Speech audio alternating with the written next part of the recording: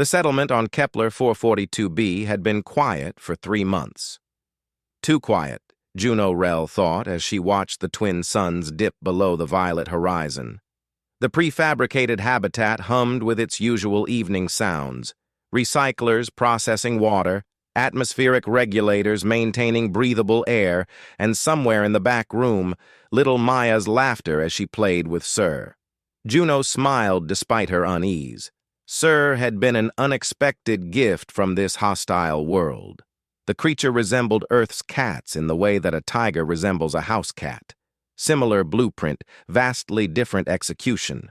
Standing nearly 4 feet at the shoulder when fully grown, with 6 legs, crystalline fur that shifted colors with emotion, and eyes that saw into spectrums humans couldn't imagine, Sir was classified as a Keplerian lynx by the xenobiologists.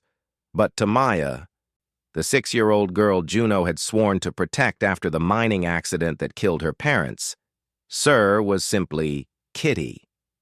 The bond between child and creature had formed instantly, inexplicably. Sir had wandered into the settlement as a juvenile, drawn by something none of the scientists could explain.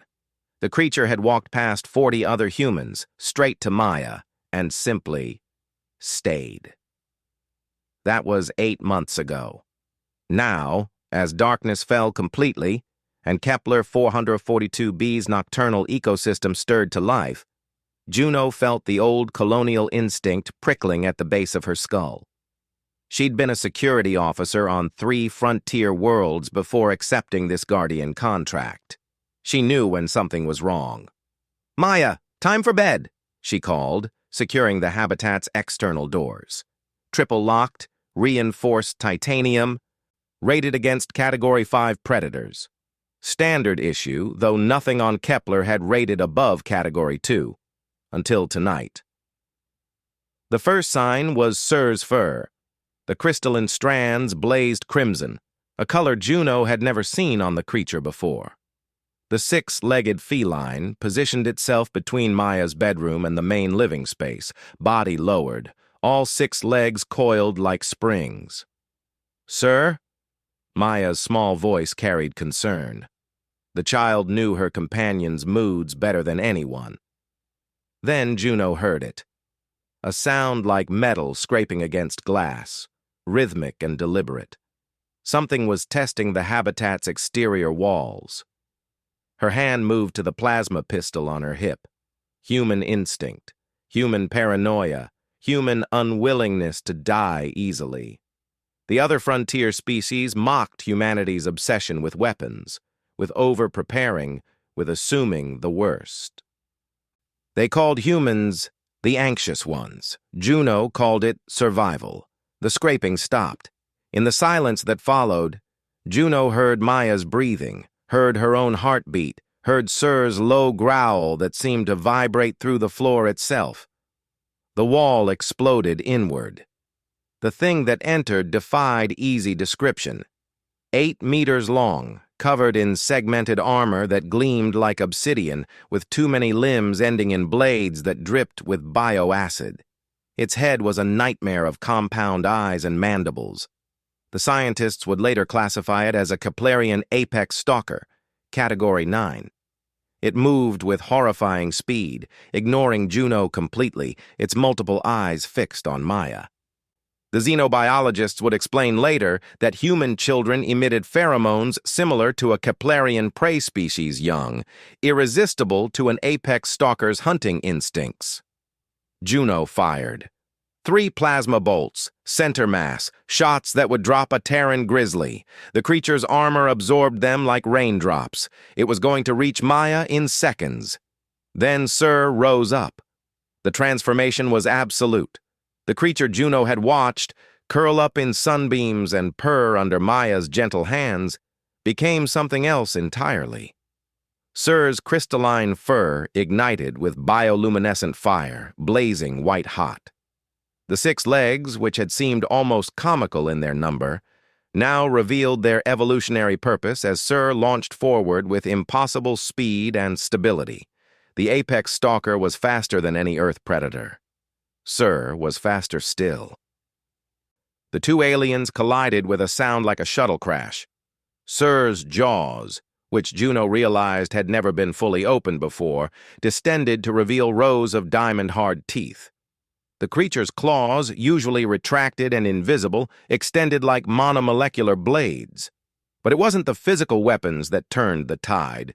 It was something else, something that made Juno's head pound and her vision blur. A psychic assault, the researchers would later theorize. Sir was projecting pure, undiluted protective fury directly into the apex stalker's neural system. The larger predator screamed, a sound that shattered two of the habitat's windows.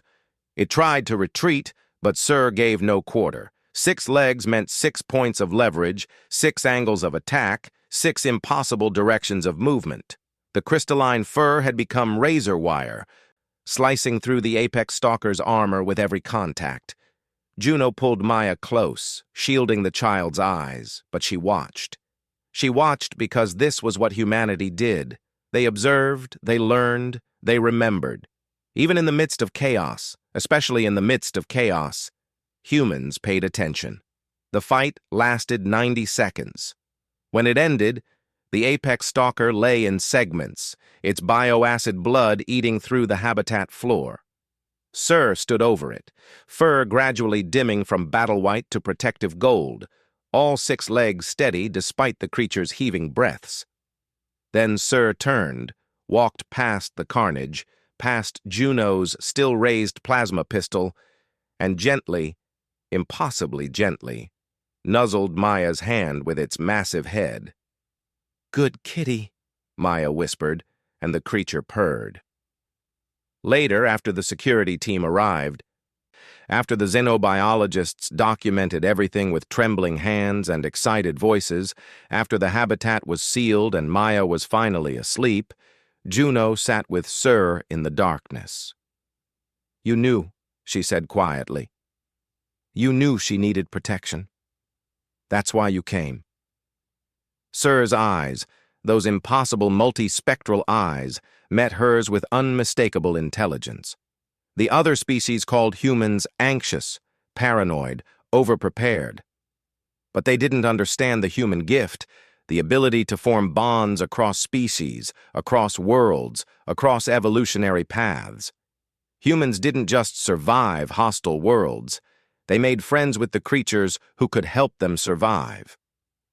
Juno rested her hand on Sir's crystalline fur, warm and solid and real.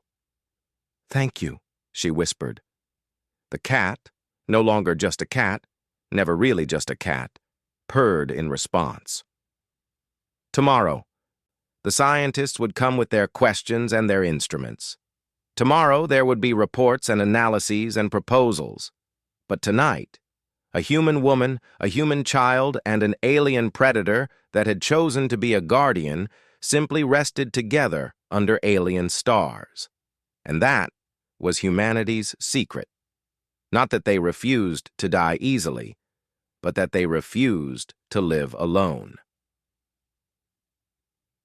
Retry.